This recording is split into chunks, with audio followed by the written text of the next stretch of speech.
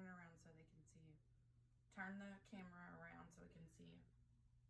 There. Okay. So today I will be sharing with you how to eat with diverticular disease and your risk factors of developing this digestive disorder. I'm sure you've all heard of the risk associated with eating unhealthy processed food every day, right? I first learned about diverticular disease when my husband became ill with flu-like symptoms and severe abdominal pain. Once we were in the hospital, we quickly learned how dangerous and serious this disease was, and how we would have to manage a new way of life, especially with diet. Everything needed to change with our diet because of this new disease. So today I will share some foods to avoid eating, foods high in fiber, and foods better for reducing your risk of this diverticular disease.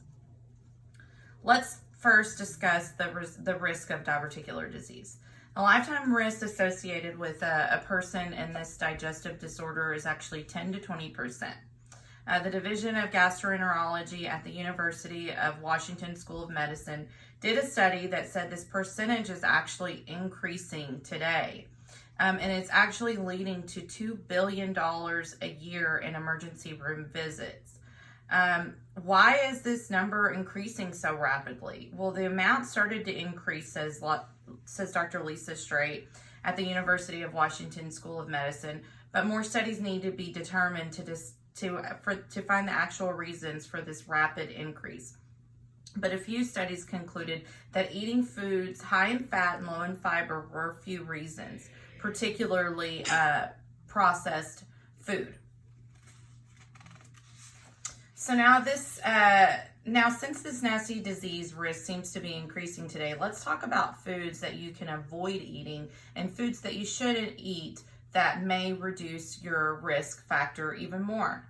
So foods to eat that are high in fiber. According to the National Institute of Diabetes and Digestive and Kidney Disease, a diet high in fiber reduces your risk of developing diverticular pouches and thus decrease your risk in ever developing any type of digestive disorder.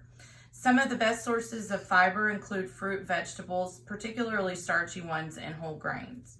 For example, with my own personal experience and my husband having this disease, he can't eat any more red meat. So we've switched everything, and I substitute turkey in place of where we used to eat beef. And it's actually really delicious. My kids have even adjusted. One of my kids' favorite food is eating fish now.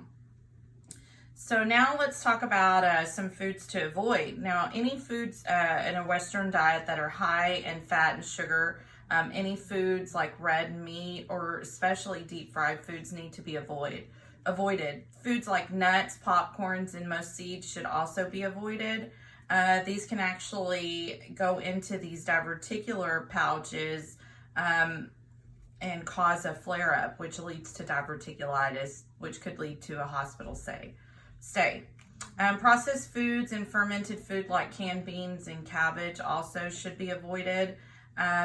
So now that we've talked about all the risk of developing diverticular disease, some foods to avoid, and some healthy high fiber food options to include in your diet, I'm going to conclude this speech today. I hope you've enjoyed learning a few things about diverticular disease.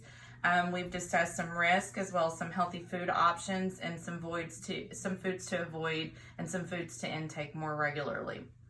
I wish you all the best and hope you enjoyed my speech about this topic.